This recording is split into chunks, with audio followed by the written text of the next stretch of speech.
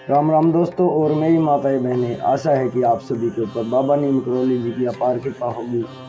आपके घर परिवार में सभी कुशल मंगल हों, यही मैं अर्जी लगाता हूँ महाप्रभु की शरण में। मेरे सर्वप्रथम पूज्य गणेश भगवान जी, मेरे प्रभु श्री राम जी, मेरी माता सीता, मेरे हनुमान बजरंग बली, मेरे बाबा नीम करौली जी, जो भी मेरा भाई मेरी माताएं बहनें आपकी ये महिमा सुनते हैं, उनके सभी कष्ट दूर करो भगवान। उनके ऊपर तुरंत कृपा करो, उनके घर में कभी कोई कष्ट ना आवे, सदैव सुख समृद्धि रहे भगवान। यही मेरी प्रार्थना, यही मेरी अर्जी। जय राम जी की प्रभु। दोस्तों और मेरी माताएं बहनें, आज मैं आपको जया एकादशी व्रत कथा सुनाऊंगा। माघ शुक्ल पक्ष की एकादशी है ये जया एकादशी। बहुत ही पुण्य फल देने वाली होती है। इसे पूरा सुने और आगे भी शेयर करें। सभी देवों के आशीर्वाद से संपूर्ण पाठ आपके घर में सुख समृद्धि लाए, यही मेरी प्रार्थना। जय राम जी। जया एकादशी व्रत कथा। धर्मराज युधिष्ठिर बोले, हे भगवान, आपने माघ के कृष्ण पक्ष की 60 तिला एकादशी का अत्यंत सुंदर वर्णन किया। आप स्वदेज, अंडज, उद्विग्ज और जरायुज चारों प्रकार के जीवों के उत्पन्न, पालन तथा नाश करने वाले हैं। अब आप कृपा करके माघ शुक्ल एकादशी का वर्णन कीजिए। इसका क्या नाम है और इसके व्रत की क्या विधि है और इसके व्रत करने से क्या फल मिलता है और इसमें कौन से देवता का पूजन किया जाता है। श्री कृष्ण कहने लगे कि हे राजन, इस एकादशी का नाम जया एकादशी है। इसका व्रत करने से मनुष्य ब्रह्म हत्यादि पापों से भी छुटकारा पाकर मोक्ष को प्राप्त होता है तथा इसके प्रभाव से भूत पिशाच आदि योनियों से मुक्त हो जाता है। इस व्रत को विधि पूर्वक करना चाहिए। अब मैं तुमसे पद्म पुराण में वर्णित इसकी महिमा की एक कथा सुनाता हूँ। देवराज इंद्र स्वर्ग में राज करते थे और अन्य सब देवगण सुख पूर्वक स्वर्ग में रहते थे। एक समय इंद्र अपनी इच्छानुसार नंदन वन में अप्सराओं के साथ विहार कर रहे थे और गंधर्व गान कर रहे थे। उन गंधर्वों में प्रसिद्ध पुष्पदंत तथा उनकी कन्या पुष्पवती और चित्रसेन तथा उनकी पुत्री मालिनी भी उपस्थित थे। साथ ही मालिनी का पुत्र पुष्पवान और उनका पुत्र माल्यवान भी उपस्थित था। पुष्पवती गंधर्व कन्या माल्यवान को देखकर उस पर मोहित हो गई और माल्यवान पर काम बाण चलाने लगी। उसने अपने रूप, लावण्य और हाव भाव से माल्यवान को वश में कर लिया। हे राजन, वह पुष्पवती अत्यंत सुंदर थी। अब वे इंद्र को प्रसन्न करने के लिए गान करने लगे, परंतु परस्पर मोहित हो जाने के कारण उनका चित्त भ्रमित हो गया था। इनके ठीक प्रकार न गाने तथा स्वर ताल ठीक नहीं होने से इंद्र इनके प्रेम को समझ गया और उन्होंने इसमें अपना अपमान समझकर उनको श्राप दे दिया।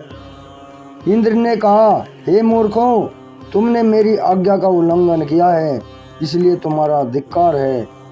अब तुम दोनों स्त्री पुरुष के रूप में मृत्यु लोक में जाकर पिशाच रूप धारण करो और अपने कर्म का फल भोगो।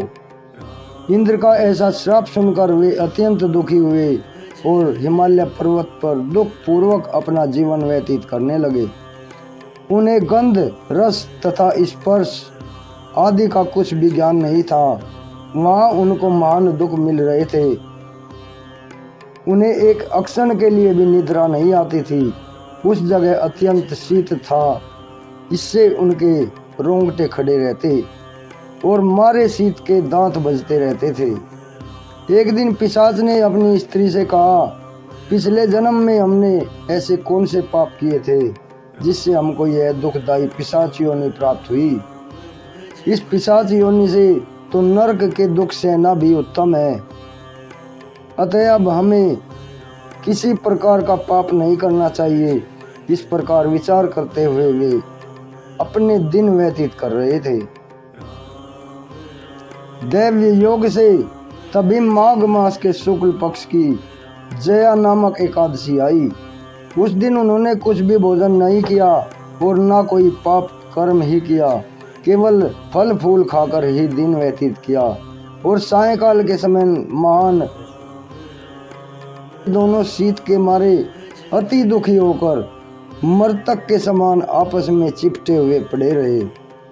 उस रात्रि को उनको निद्रा भी नहीं आई थी। हे राजन, जया एकादशी के उपवास और रात्रि के जागरण से दूसरे दिन प्रभात होते ही उनकी पिशाच योनि छूट गई। अत्यंत सुंदर गंधर्व और अप्सरा की देह धारण कर सुंदर वस्त्राभूषण से अलंकृत होकर उन्होंने स्वर्गलोक को प्रस्थान किया। उस समय आकाश में देवता उनकी स्तुति करते हुए पुष्प वर्षा करने लगे। स्वर्गलोक में जाकर इन दोनों ने देवराज इंद्र को प्रणाम किया। इंद्र इनको पहले रूप में देखकर अत्यंत आश्चर्यचकित हुआ और पूछने लगा कि तुमने अपनी पिशाच योनि से किस तरह छुटकारा पाया, सो सब बतलाओ। माल्यवान बोले कि हे देवेंद्र,